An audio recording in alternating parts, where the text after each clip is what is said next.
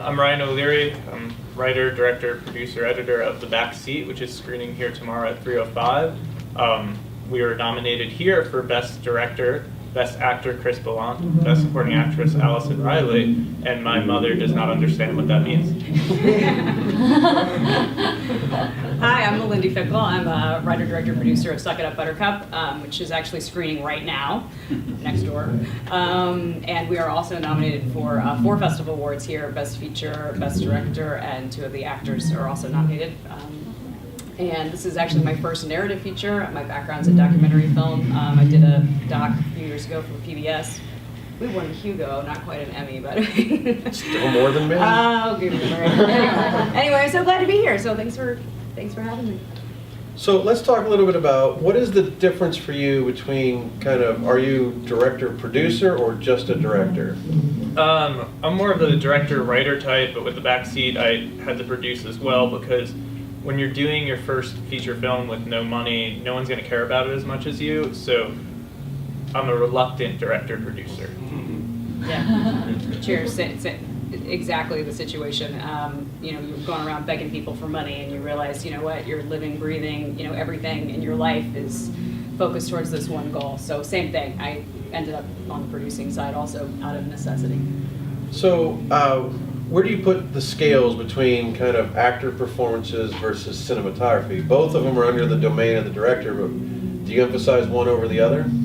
I think they complement each other really, because without the actors you don't really have anything to shoot unless you're Terrence Malick, which is cool for him. But I think you kind of go in with, I find with the camera side of things there's a lot more to pre-plan, but when you're on set with the actors, like the way you block the scene might change your shots and vice versa. So I can't really say you should put one over the other. And also you could have the prettiest movie ever, and it really doesn't matter if the acting's not good. Like, your script can be amazing, but if the actors don't sell it, it's gonna suck as a movie. So. Yeah, no, absolutely agree with that. For me, in Suck It Up, performance was everything. If I didn't have performance, I didn't have a film, and I knew that. And it's all compromised in a way, all of this. So we ended up compromising on some of the production end that we paid for heavily in post. So, it was this, but really, some of the actors were seasoned, and some of them were cast locally out of Indianapolis, Indiana, and they were amazing. And we spent a lot of time in rehearsal before we started shooting, and we were able to control a couple of our locations. So I was able to have them in the space, and we had the camera in there just so they could get comfortable with that. But then when we started shooting, it was like everybody was like frozen because they had sound blankets and lights, and everything had changed. And so pick up the sound blankets, let's get the party back in the room. And so I really went heavily on the performance side, and then, like I just said, paid for it in post. But I wouldn't have changed it because I knew if I didn't have that. Well, let's talk a little bit. You led to something I really want to talk about next. That's fine, but Yes. no, it's perfect. I want to talk about the rehearsal process. I mean, how important was that for you? I mean, do you have a background in theater at all? I do. Okay, so I do, yeah. So how did you handle the rehearsal process? Did you treat it, like you said, did you do rehearsals kind of before the takes or shoot the rehearsals, or did you do full-on rehearsals separate from the shoot? We have an ensemble cast, and the people that play the parents, the 2 actors, Robin Ross and Greg Conow, both had a lot of experience. So the way I treated rehearsals with them was slightly different than how I treated the rehearsals with what I call them the kids. My background is in theater, and the one thing we all know about the camera is it picks up, the invisible energy, as I'm going to call it, between, the chemistry between people. And so I spent all of my time virtually on backstory and relationships, so that then when I had that, a moment that I needed to see and come through, they would be solid in that. So we did a lot of improv in the rehearsals at the very, very beginning, and eventually brought the script in and had, so that they already had everything underneath it. So when they started doing, getting to the actual dialogue, it was there. It made sense. So. With The Back Seat, I did not do an extensive rehearsal process, and I think with each film it's a little different. The main relationship in The Back Seat between the main character and his love interest, they're not really supposed to connect. So throughout the whole movie, they're getting to know each other, they bond over superficial things. So I actually kept them separate for a while, which is an experiment that I don't know if it always worked as well. And then when he came to, there's a band within the movie that the main character's in, and with his 2 male friends that he's in the band with, to get them to really connect, I made them have band practice every week. So these three guys didn't know each other at all, and we probably cast them less than 2 months before we started filming. But they had band practice twice a week, often without me there, and they really were able to bond with each other. So you can see this connection, like they're not afraid to go up to each other and do something like improvise, like, I don't know, like all sorts of awful things.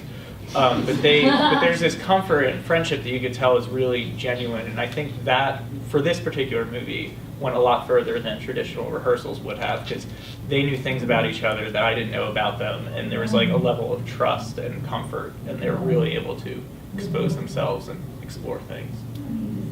I could say for my first feature film, I didn't do hardly any rehearsals, and I won't do a shoot now unless I have rehearsals just me and the actor. I want to build a rapport. I want to learn how do they like to be directed. Some actors don't mind if you yell from behind the camera. It's like, do it again, but this time don't suck. And then there's other actors that are like, you know, they need to be whispered to, they need to be sidled. And a lot of times, though, I find that with the rehearsal process, what you can do is, if you've worked out potential different ways of doing a scene together, if you've worked that out in private, when you're there and you've got the camera, the crew, and all these other people, you say, do it again, remember what we talked about that one thing, they're like, got it, and there's a trust that develops, and then it's not as embarrassing or self-conscious for them to sit in front of the crew. So for me, it was a combination of a million reasons why I think rehearsals are essential at this point. And the one time I've made an exemption is when I've gotten the worst performance in the last 5 years of anything I've done. So I'm not doing that again. But let's talk then about the relationship with kind of the cinematographer. Do you shoot yourself, or did you work with a separate cinematographer in your movies? I worked with a separate cinematographer. I can't hold a camera or light anything to save my life. But I worked. Would it save your life? To save my life. I don't know. I'm in a situation where some guy's holding a gun to my head and he's like, shoot this scene, light it, make it look good. I'd be dead.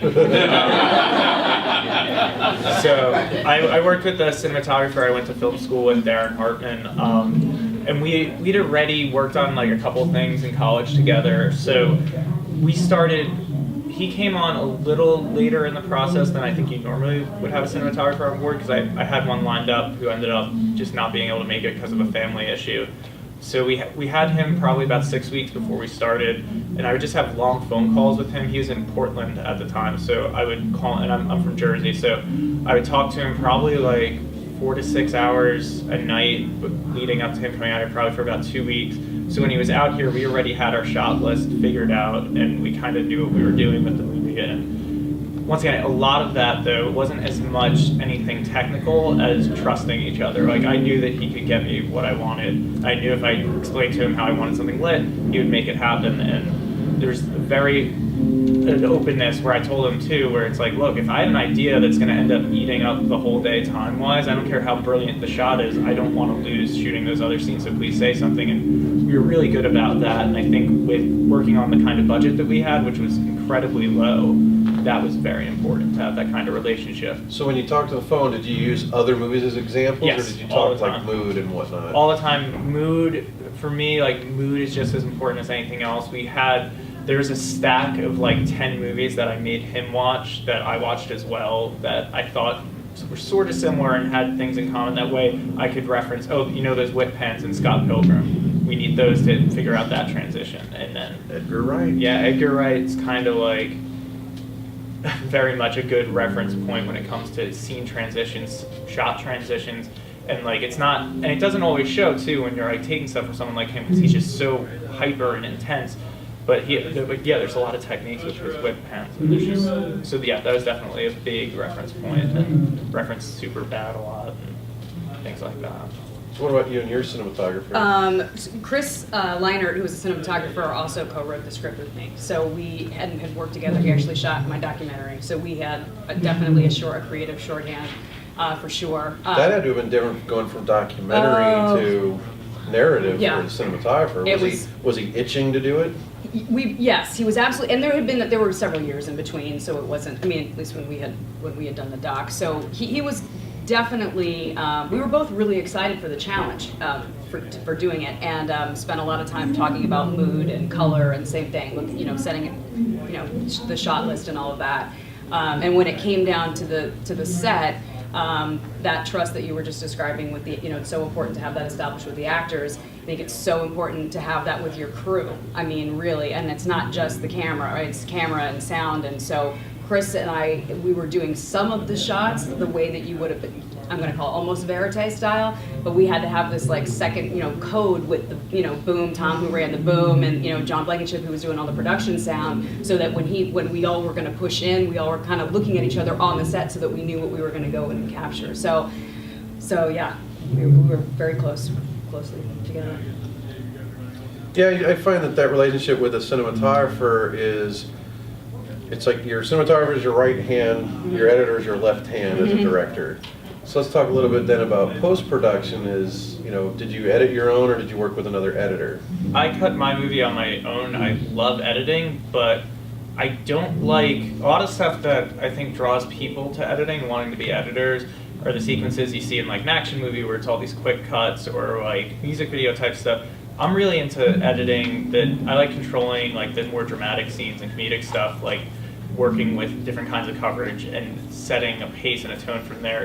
Ideally, I would have had another editor come on after I did like the first cut, but it just wasn't in the budget, and I could have maybe found someone to work for free, but the problem with that, especially when you're in post, people won't take deadlines as seriously if you don't have money. They will drag it out for months and months. So for better or worse, I ended up cutting the movie myself, which I enjoyed doing because I got to learn a lot. And then obviously we had different people come on to do sound mix, color, titles, but so I got to be my own left hand, so it was It's always a good time. I cut it to the first cut, or the rough assemble, I like to call it, and then was fortunate enough to work with this guy, Rodrigo Redondo, who was just amazing, and we worked very closely together. He was moonlighting with me, so our post period took a very, very long time. And then we were actually really fortunate, just a minute ago when I was saying we suffered a little bit in post because of some of the decisions that we had made on the set.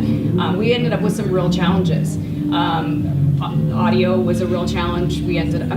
All film in the edit and the post have challenges, but we had some major challenges. And we were fortunate enough, after a screening we had in LA, private screening, we ended up hooking up with Brian Cates, who's a big indie editor, and he came on as a consulting editor for us. And it was just, the amount of learning that went on. Like, he wasn't doing anything on the drives, he wasn't cutting the footage, but just really like, you're gonna solve this problem. You just need to figure out the best creative way to do it so that you don't lose the story. And so he really pushed me and Rodrigo also, but in our thinking about how are we gonna, because I said I wrote it, right? So I wanted to see it a certain way, but then you realize, you need to be able to have, you gotta pull that narrative thread. It's the most important thing. Anyway, so that was a gift. Editing is always called, there's the script, then there's the shoot and the edit. The edit's considered the final rewrite. Right.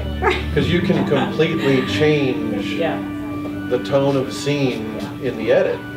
Yeah. You can manipulate performances by pulling the air out or adding air to a scene that change the complete delivery of actors' lines in the edit.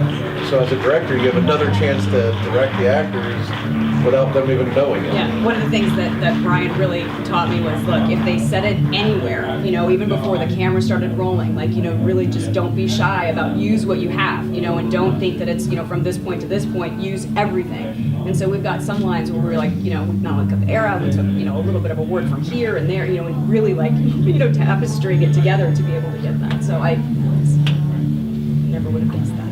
So kind of at the end of that process, where is it you feel, because you both are kind of producer-directors, how do you derivate between your different job duties? And since you also both edited your own stuff, how do you differentiate kind of the hierarchy within yourself for that? Do you differentiate, or do you use it all as an amalgam at this point?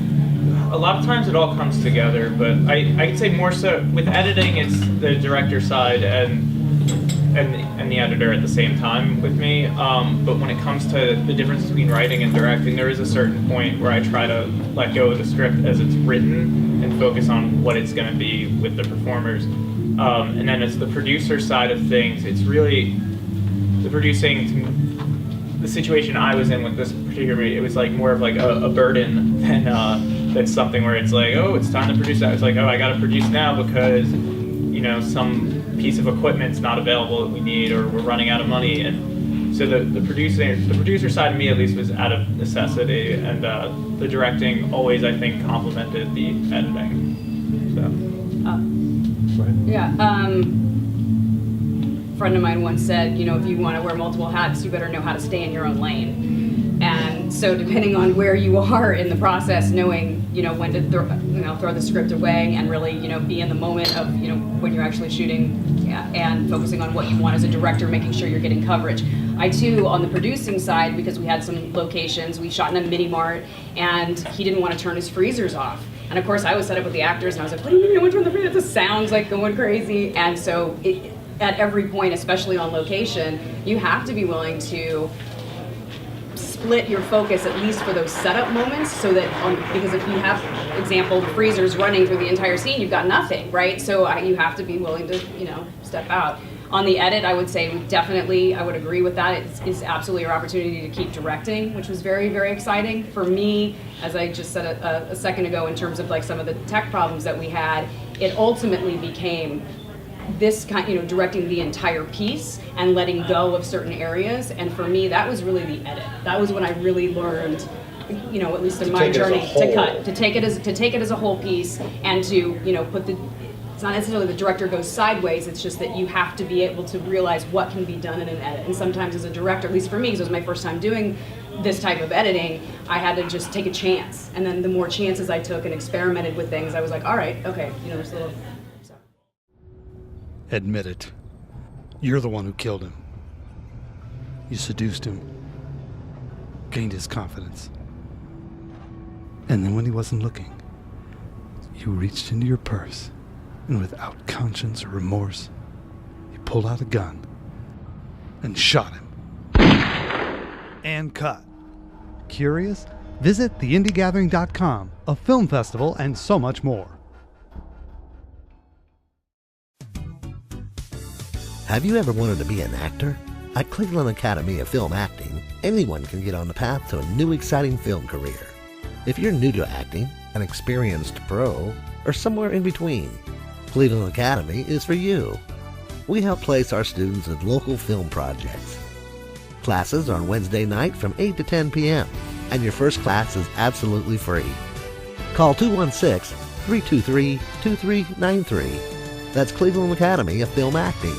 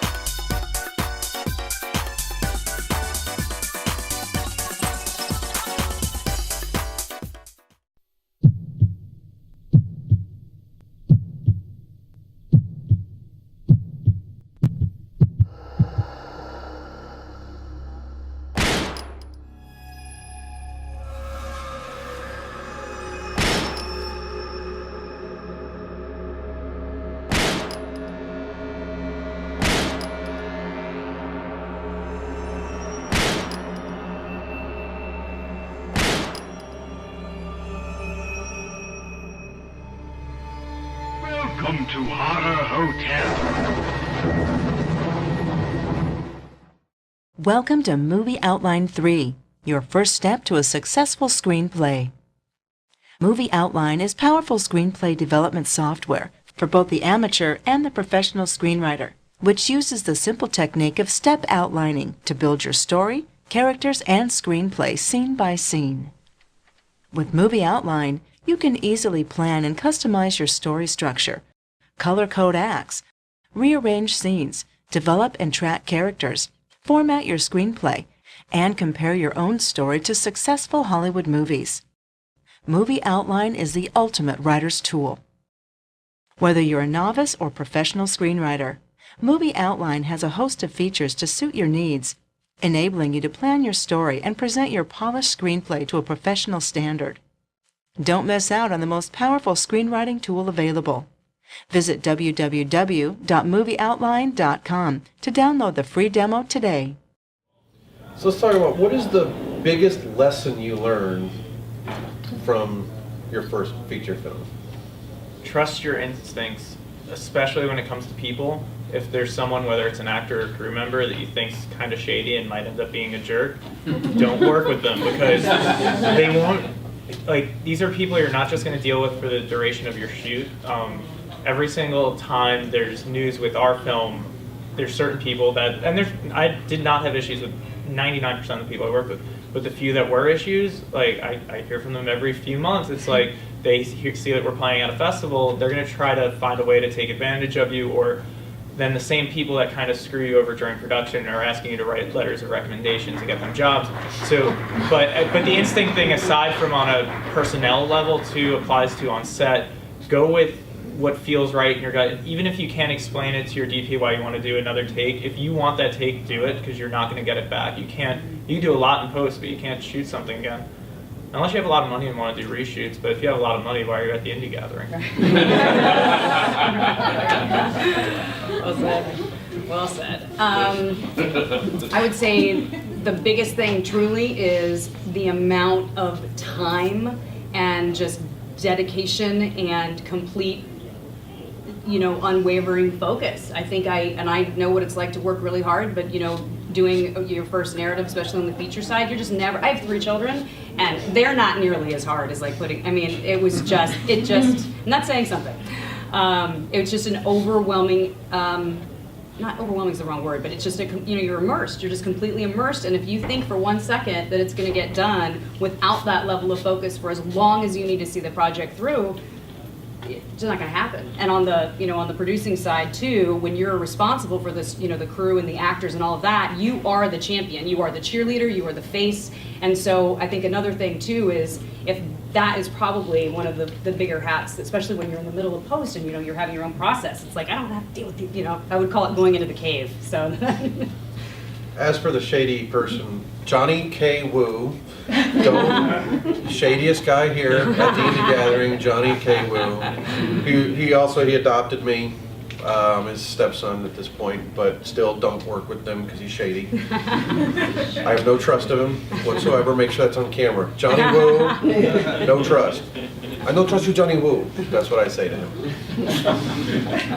Making sure that's on tape for posterity reasons. I have a bad feeling tomorrow that he's pulling a prank on me, and so I'm just trying to get ahead of the game a little bit. I have a bad feeling about tomorrow. And if I'm wrong, I just started a war for no reason. All right, it's time to take questions from the audience. Yes, sir. I'm just curious, when an actor is very strong about a choice, where do you draw the line? Do you give them 1 per shoot, or how do you deal with something like that? For me, I think that when you hire and you're working with actors, you're hiring them because you're trusting them to do a job. And so I think that really going back to that relationship, I think it's really important that you establish that relationship so you know when things come up, how to deal with them. I always, especially if an actor is committed, will absolutely work them out. Again, a really great example of why rehearsals are so important. But as the director, that trust and that, getting them to reveal is the single most important thing you guys are going to be doing in that moment. You want them to reveal. So if they're like, this, I gotta try, you might just, hey, you know what, go ahead, let's do it that way, great. And then, get them, coach them into doing it the way you want it to be done. There's also with actors, and you could say the same thing for crew, but especially with actors, if they have an idea you don't like, especially if it's not something that's going to take time, shoot it, get a take of it, and tell them that is great, now can we try it this way? Phrase as much as you can as a question, and people will respond kindly. So there's definitely things that we shot within some scenes where an actor had an idea, I'm like, there's no way I'm using that.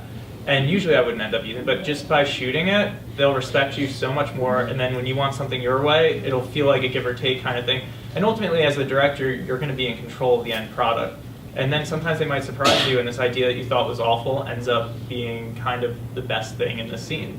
So it's almost always worth trying, especially if it doesn't take time. If it's something where it changes the blocking of the whole scene, of course, then you have to shoot it down, but it's almost always worth trying. I had an actor I'd worked with once who, that's the general technique that's almost always worked, which is, it's not, what does it take? Shooting the takes is the least amount of time in doing a shoot. Setting up and lighting is what takes up all the time. Shooting it is probably the smallest percentage of the day. So the thing is why not burn a take on something even if you're not going to use it? Do it, why not? You never can tell. The thing is, I had an actor that knew that, and you do it his way. When you say, okay, do it my way, they would throw it, as in he would give a lackluster version of it, because he was wise to that. He's kind of a local theater guy, and he knew how to, he's trying to force you in the edit to use his version. So I found the trick was to throw him direction that made no sense.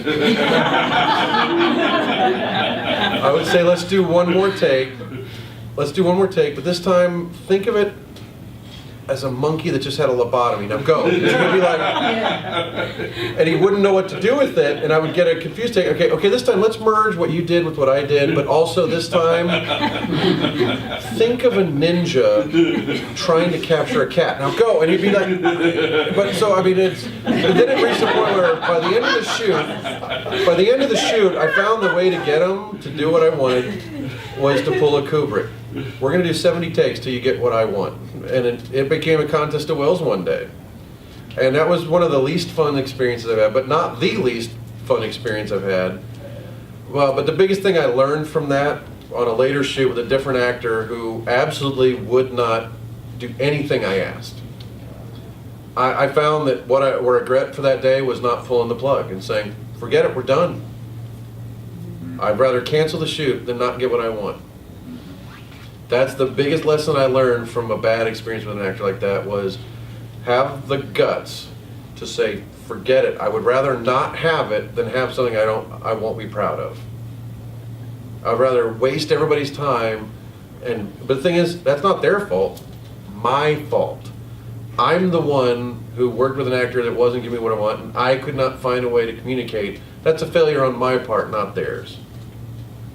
So that's the biggest lesson I've learned from that. Any other questions? I think you got a question in you somewhere. You got to have a question. Yeah, you do. I'm coming back to you. You better think of one then. Why me? Why pick on me? You're getting quiet. Because we're friends on Facebook. You know? I'll make postings on Twitter, and you're going to regret it not asking that question. Because you'll ask that question online. Sooner or later, my OCD will win. I promise you. Mine's stronger.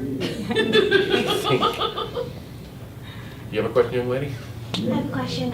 Do you ever have trouble getting respect being a female in this film? Oh, my love. Let me count the ways. Let me answer for her.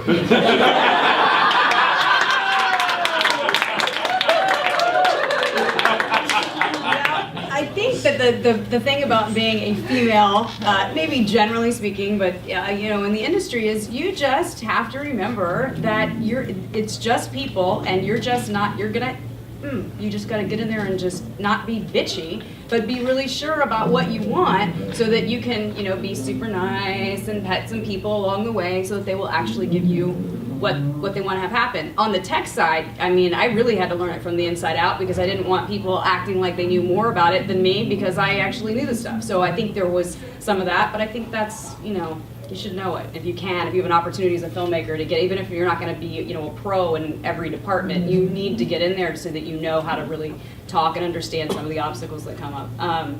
But yeah, I wouldn't trade it. You go. I'm not a female. I know. I'm certainly guessing. Do you guys want to improve upon that, though? In a year, I might be able to answer that question depending on an operation. I'll be the hairiest woman that ever lived. You'll be fabulous. Yeah. And I think that the biggest thing is learning how to be strong without being obnoxious about it, because I've actually had a female AD sit next to me in Indiana auditions, and the actors would shake my hand and not shake her. They assume she's a secretary. So it's just ridiculous. Well, she's also just the assistant director, so. So what do they have? And I'll tell you too, I'm not going to say which crew members or anything, but there was a female crew member I'm not even going to say what position she was in, but it was someone that the other crew didn't know. And they were like, oh, I don't know if she can work. Maybe she could be a PA in that department. And I'm like, look, this is someone who's really, really good. And they're like, well, I don't know. We don't know this person, not because she's a girl, but sure enough, by the end of the shoot, she was the key person in this department. She ended up with 2 different credits in the movie when really she was originally working for one. And I think there is with some people, and there's even women within the film industry who look down on women in a certain way. Oh, yeah. And what you gotta do is you just gotta go above and do the best you can and not be a jerk, and that applies to dudes too. And if you're good at what you do, people are gonna come around to it. And I think you gotta just make the opportunities for yourself. Don't wait for some guy to give you a job or a dream role as an actor. Like, make it for yourself, write something, direct it. Yeah, I mean, there aren't a lot of guys that write female parts well. There are a couple, but it's an interesting loss. I can't remember the name. This is so embarrassing, and I'm trying to make a non-sexist statement. I can't remember the woman's name, but there's this test for movies and screenplays. Bechdel. Is it Bechdel? Bechdel test. God damn, I should have known that. Now I feel like a sexist ass. But yeah, the test is, I forgot all the exact questions, but it's something as simple as, does the female character stand on her own? When talking to another female character, are they talking about a male character? They have this test that probably 90% of all movies fail because the female characters are not written well. And it's a piece of the puzzle that's so sorely lacking that it's a chance for more female directors. As technology has made, the tagline for my PBS show, which is a shameless self-promotional plug, but it's filmmaking is the new garage band. In the late 80s, early 90s, all these Korean-made electric guitars and drum kits hit the market, and everybody formed a band. Well, in the last 10, 12 years, everybody's going out and doing 48-hour film projects. Every single PC has editing software in it. Every phone can shoot, and some of them can edit a movie on your phone. Anybody can make a movie right now, and more people are making them well. So the thing that's still missing that is an opportunity is for that kind of gender equality, minority equality. All of these are niches that aren't being filled yet. That's the opportunity to excel and exceed. So if you feel like you're not being represented, represent yourself.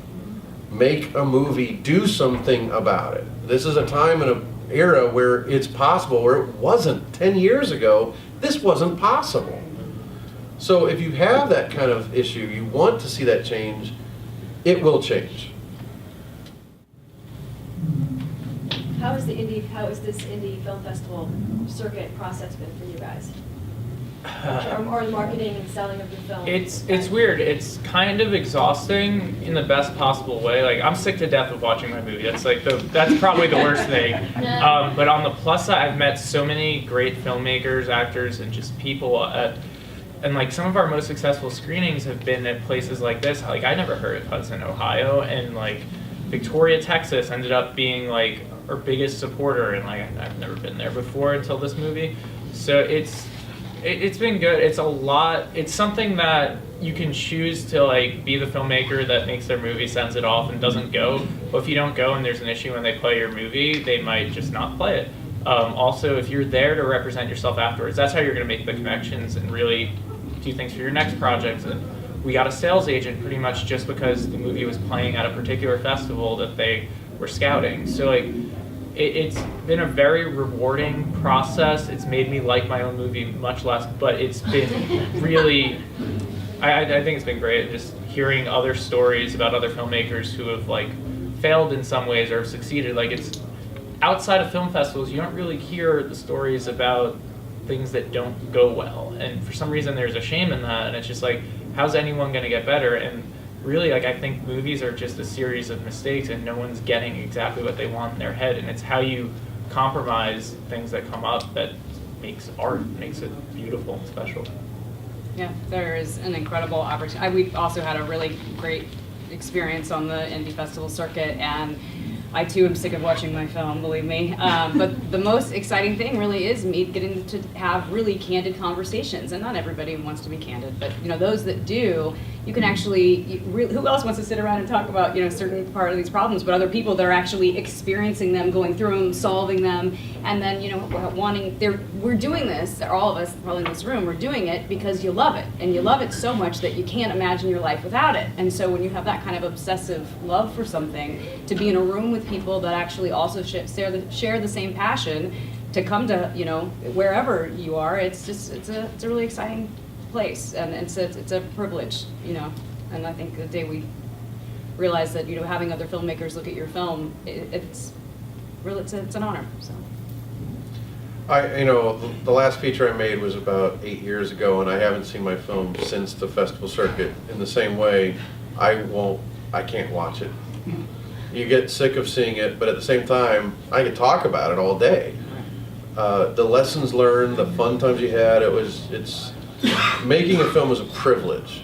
Screening it in a dark room with a bunch of strangers is the greatest experience you can ever have as a filmmaker, is to experience a story. And it's experiencing it because it's one of the only art forms that hits 2 of our 5 senses at the same time, sight and sound. And so to me, it's such a shared communal experience to watch a movie in that way. Watching a movie on YouTube makes me a little sick, even though that's where most of my views are coming from things I make today. It's a bit nauseating because you really want things to play with an audience. You want to see how do people affect each other with it. And then to get the chance to talk about it after with like-minded people is, again, a privilege. It's something you should never take for granted. You two have disrupted my classroom for the last time. What are you gonna do about it? Spank us? She can't spank us. It's against the law. Spanking would be too easy. I want to cause more permanent damage.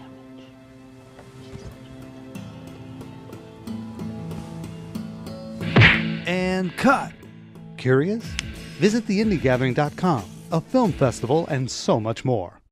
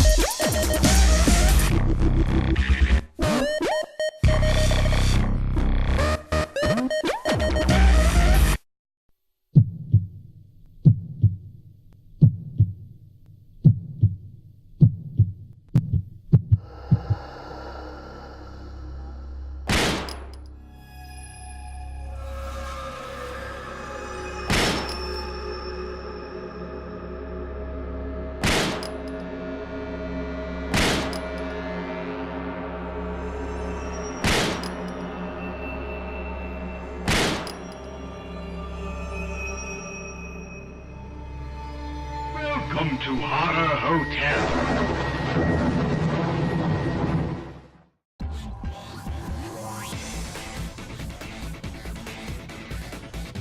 Introducing SoundForge Pro Mac, a 2-track audio editor reinvented by Mac users for Mac users, redesigned specifically for OS X. SoundForge Pro Mac features an elegantly refined interface. See everything at once, or toggle the view to see only the features you need. Record and edit high-resolution multi-channel audio with speed and precision.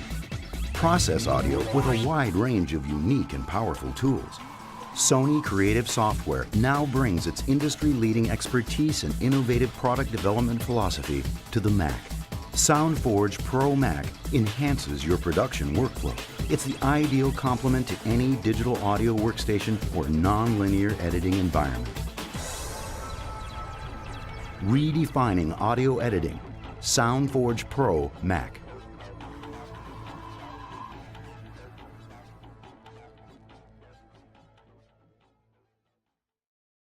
Yes, ma'am. Oh, one of the things that bothers me about writing is a lot of screenwriters, they have a vision of the character, and they will describe that character in detail when they write. Now, this really closes off who's going to get the part to the director. Maybe, And this- maybe not. Yeah. So this is a little bit of a pet peeve of mine. It's like, why can't that nurse be a man? Why can't that woman be chubby? Why can't... have to be a blonde? Yeah, why does she have to be blonde? Unless Depending on the specific- contract of when they sold the screenplay, it might not have to be. But I do see that a lot, and I think a lot of screenwriters, if it's not integral to the story, it shouldn't be in the description. It doesn't matter, unless it's legally blonde, why does she have to be blonde, or something like that? So my question was, as a director, if you see somebody who's good that doesn't fit the physical description that you got from the screenwriter, will you consider that person? Should the person even audition for the role? Always. Okay. Without a doubt, when I've been hired to direct something I didn't write, whether it's like a favor hired being somewhat of a joke, you don't get paid that often to do that. Yeah, I read the script, and if I can't see why that is there, gender, anything is malleable unless it's essential to the story. Like, I'm not generally going to cast an Asian woman for the fiance in My Big Fat Greek Wedding. But you know, again, if it's not essential, anything's malleable. When as for auditioning for actors, probably 80–90% of the actors I've cast for one movie came from an audition for a part they weren't right for earlier. I keep a mental Rolodex. I keep a literal DVD of all the auditions and go through, that person wasn't right for this movie, but I got something else they might be right for. And I've had auditions that were so good, I have rewritten a part for that person who auditioned. So without a doubt, actors got to grow thick skin and understand auditioning is an essential. Failure in audition may not be the failure you think it is, because you might get cast by that director later. It just, every movie has its own parameters, but we're always making other movies. You could be right for something else later. You've had any similar experience? Absolutely. In fact, one of the guys who's in the film came in for a different role and then ended up, I still cast him, but he came in for a role that he just wasn't right for. And I think the other thing as an actor, when you walk in the room, everybody wants you to be exactly right. We want you to be perfect, and not perform perfectly. I just mean have the essence of what we're looking for. I don't think I completely agree. I mean, it doesn't matter fat, thin, tall, short, ethnicity, none of that stuff, especially in roles where it's not, it's very few roles is that a required thing. So I don't usually even consider it. We had this guy audition to play the drummer in our movies, this awful human, totally unlikable. And we had someone come in to audition for him, and it was this Scottish guy. And he was just so lovable that I ended up rewriting the part of the bass player to fit him. So when people ask, why is this guy Scottish in your movie? It's because he was a Scottish actor, and I worked around that. And then also, we had for one of the really small, one scene parts, we had the club promoter in our movie. It was written as a guy named Jerry, and we cast someone, he was really great. Then we had issues with that particular location and had to kind of reschedule things, and he wasn't available. We ended up having a woman stand-up comedian play the role of Jerry, the club promoter, and it's one of the funniest supporting roles in the movie. So there is an openness, and definitely what he was saying about auditioning for stuff, that I've picked actors out from other things. It's easy to, you always remember the people who are really good, even if they're not right. You could say that, I don't know, just name any actor, Tom Cruise, I don't know why that's the first one that comes to mind. But say he comes in and he's amazing, but he's not right for everything, which you could tell because now that he's a lead actor doing whatever project he feels like. A lot of them don't work because he's I gotta be this guy. But if he was to come into an audition, it doesn't mean he's not right for a billion other things. So. Any other questions? Yes, sir. Do you have any tips on sort of the audition process, what to have the actors read through, what to have them really focus on in terms of there? This is an interesting question because I'm hoping we all have a different opinion because it can be different for every director. There is no magic answer, but I can say for me personally, versatility is the most important thing I look for in an audition. What happens for me in an audition process as a director is I have people sign in, they get their sides, very little notes on the character, just a little bit. I want them to come in and read for me, and I want to find out what was the actor's instinct from what they read. Then I will ask them to read it again with a little bit of direction for a reason of, even if they nail it, it was everything I ever imagined, I will ask for something completely different in a, let's try it again, but this time try this. Because I want to see, can they take direction? Can they break their instincts? Can they give me something completely different? I want to know what kind of range I'm dealing with. Because if they come in and they've got this great instinct, but I give them direction and they give the exact same read, that's useless to me. Because that means either they didn't understand my direction or they're not capable of getting outside of what they thought they should do, and I have no use for that. Or they could come in and had horrible instincts and did a terrible read, but I give direction and they can change. That's somebody I can work with because it shows they take direction, they understood that I asked for something different, and they did something different. That's very useful to me. But I mean, what is your guys' opinion on that kind of thing? I find sometimes too, when actors coming in for an audition, just because of the nature of auditioning, it's uncomfortable, right? You're in kind of a situation and they're just not super comfortable with auditioning. And it doesn't mean that they're not an incredible actor. It just means that the process of auditioning is just maybe standing in the way of them getting particular work because they can't center enough to be seen, if that makes sense, to be revealed. And that's that's what you're looking for in an audition is this person have the ability to reveal themselves, and that's what I look for. I don't mean to piggyback on what he's saying about the direction, but that is the second step of that, is once you get centered and you're clear and you're focused and we can really have a conversation and I see that you're present in front of me, then I want to know, okay, well, if I ask you to go this way, can you follow me this way? And so that becomes the second thing. But the first thing really is just owning the space, you got yourself there, you took all the time, you did your rehearsal if there was any prep work, or at least, studied the sides outside, and just be proud of who you are and what you're bringing to the room, and that will translate. So pretty much everything they said, have them do it. I give them absolutely no feedback or notes on their first read. I have them just do it however they were imagining. Then what I'll do is I'll give them a little bit of direction, and I purposely will pick scenes that don't have like a very clear ending, like the scenes don't end with this person dies. So what I'll do is I'll tell them to keep running with the scene, and I'll have whoever's reading with them will be someone I know that can improvise well. And I like to see if the actors could handle curveballs, if they could be funny, or if they could take a scene dramatically and run with it without there being any dialogue. And some actors will just look at you like, what do you mean? Like they'll break character even though you told them, like, no, we're gonna keep the scene going. And that's very telling too. It's also, I wouldn't judge an actor entirely if they don't understand what's going on with that, because it's kind of uncommon in auditions. But I definitely like to throw in that looseness on the last read there. And another thing, if you want a way to, like, if you really know someone's not right and you want to, like, end the audition, I usually, maybe this isn't the right way to do it, but we'll ask them what their availability is, and that's the signal for everyone in the room to be like, all right, this is done. Even if you like the person, that could be a good way, but no one wants to be like, get out of here. But and we had someone who could barely speak English audition for one of the roles, and it's not a movie where the person should barely speak English, but we let her read and just, yeah, I would let people do their thing because they might charm you in some weird way. What's the worst audition story you had? Okay, there was one who couldn't speak English that well, which was fine, but then there was another one who was auditioning for the concert promoter guy.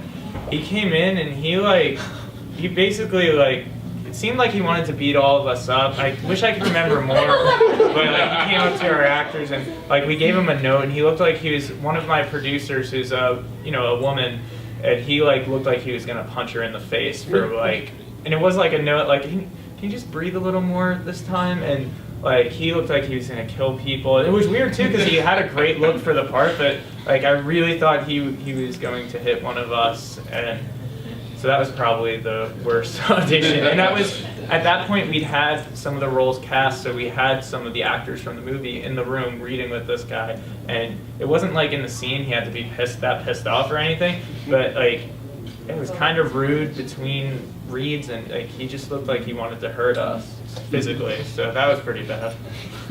What about you? Worst I mean, oh my goodness. I have more than one now. I think this one in particular may not be the worst, but it was certainly on the charts. Is this guy came in and he was super locked into a choice that didn't make any. It wasn't that it didn't make any sense. It was just unintelligible. We were confused. Like, do you have the right sides? Like, we interrupted and said, "Do you have the right sides?" And he's like, "Yeah, I got this. I'm gonna try this." And he was all over the space, like up and down. Ended up standing on one of the chairs. We were like, "Okay, so maybe let's just settle." And I kept working with him, trying to, like, is this a trick? Is there a camera in here? Like, is somebody like, what's going on? But then when we said, okay, great, thank you very much, thanks for coming out for us, he got really mad. And I was like, he's like, I drove all this, and I was like, oh, okay, no, and we appreciate it, and we appreciate your time, and thank you, and it really got ugly at the end of that, actually. We were like, okay, because then we were like, is he nuts? Like, so anyway. I had an actor that in the script it said malcontent. She would not keep saying malcontinence. We stopped. First time I said it's malcontent. Oh, okay, got it. Right again, malcontinent. And it's like, malcontent. It's like, you don't want to be rude, but the 7th time, it just became a thing of, okay, we're going to roll with it. And I said, just keep doing it. And I just said, one more time, I'm just going to get this.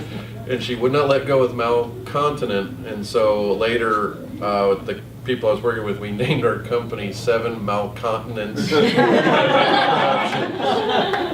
Because it was just because the toughest thing was, no matter what someone does, you do not laugh at them. It could be we've all had those terrible reads where somebody had the courage to come in and try. They could be visibly shaking or whatever. The last thing the word you want to do is be rude and laugh at them or give any kind of sign. It's got to be a poker face of, even if they did the best read, you want to be a poker face about, thank you for coming in, that was really good. Or, no matter what it was, like, thank you for coming in. You did good. We'll talk to you soon. We'll let you know. But man, when that girl left the room, we waited till we knew she was outside. We're like, we need a 5-minute break. Because we were like, was I saying it wrong? Malcontent. I went syllable by syllable and just, I was a little confused by that. Well, now I'm curious if the other two have had trouble with their poker faces in the auditions. No, because I don't know Mo really.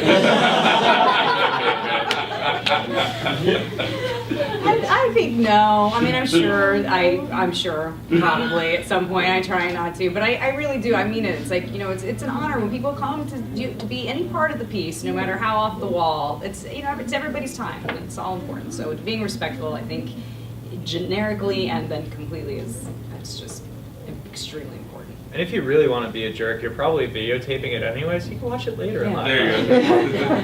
Believe me, I've Might kept be every inside. audition ever, and it's going to be awesome. Because when they audition, I have them sign a release form that allows us to use it later. Great project. One day it's going to be the audition tapes, and it's going to be everybody's most embarrassing moments. Yes, sir. Do you get a storyboard? I did not, other than some key sequences. With that said, I will be storyboarding just about everything. There's certain things that you kind of can't storyboard. Like, I try not to do anything that's going to make it seem like you're cemented into one idea, but I would want to have at least like a sloppy storyboard for just about everything I do from now on out, because there were like some issues that came up from not doing that. I find that even more important than a storyboard is just a shot list too, like something that's very quick and simple. And there's this thing that Nick Stoller does. He directed Forgetting Sarah Marshall, the 5-Year Engagement, and Neighbors, where he actually takes screenshots from different movies to make his storyboard. So like he'll take like the framing from a Scorsese movie mixed with like the coverage from a Woody Allen movie, And he'll use that as a point, because then there's no way that your DP or someone can be like, oh, we're not giving you what you want. It's like, right here. So I definitely want to do more stuff like that. But with the backseat, it was an issue of time and not having the resources. But looking back, I would definitely make the time to do that. Yeah, I think it's imperative. I mean, it doesn't have to be a traditional storyboard, but you have to know what you're shooting. At least in our experience too, you know, you're in these tiny little budgets, and the room for error in terms of what you want to shoot out in a day is, I mean, your margin is like this. And so if you really want to be able to spend your time being creative as opposed to troubleshooting, the more prepared and planned out you are, the better. And I would say, you know, it doesn't have to, we didn't have big fancy boards by any stretch, and we had like ridiculous little stick figures, but absolutely. I think that's, you know, what is it? Freedom is, once you have you know, you got to have some kind of parameters to have freedom within. So if you're scrambling to figure out where the shot's actually coming from, you're not going to be focusing on the thing you want to be focusing on. To me, it's all about the size of the shoot. If it's just me and 3 people on the crew, storyboards aren't really that necessary, because it's obviously not going to be too complex to shoot at that point. But if you start communicating to more than 4 or 5 people, even the stick figures are so essential. I mean, storyboards are something so simple as, even if a stick figure, when I say stick figures, when you do a close-up, if you draw a whole stick figure, then that's not a close-up. You need to draw just a giant circle with the mean eyes to know that it's close-up. But even then, that's essential, because once you're dealing with a makeup person, a costume person, and prop person, once you have that many people, along with cinematographer, gaffer, and lighting, at that point, storyboards are essential, because storyboards will tell you who all needs to be working on the next shot. Because the storyboard will tell you, we're shooting these, everybody will know, I don't have to have that actor put on these funky pants till the next shot, which is fine because they're uncomfortable. So, you know, things like that it's a communication tool, if nothing else. So the more people involved, the more essential they are, but on the smaller things, they're not as necessary to me. But it just depends. I mean, I'm a big believer in storyboards, and I love storyboards, but it depends on how complex the shoot is. The more people involved, this is how you communicate with everybody. But we have officially run out of time. I want to thank everybody on the panel. I want to thank you all for coming.